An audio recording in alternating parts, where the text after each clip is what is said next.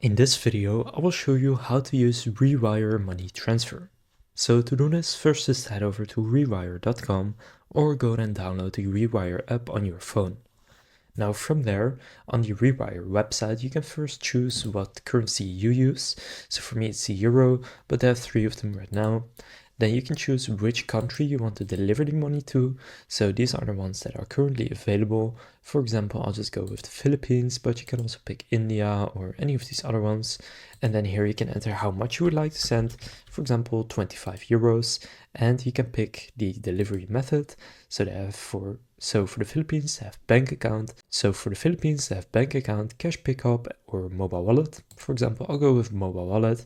And you can see your first 2 transfers are fee-free. So just click get started right there. And then in order to get started, you will need to enter your first and last name and then click on next, then enter your phone number. And now as you can see, Rewire has joined forces with Remitly. Now you may know Remitly, so just click join Remitly. And I personally use Remitly quite a lot as well. But now in order to actually use Remitly instead of Rewire, you can see Rewire is now part of the Remitly family. Sign up to Remitly now and get a €5 discount on top of Remitly's new customer offer when you send 100 euros or more with the offer code Rewire.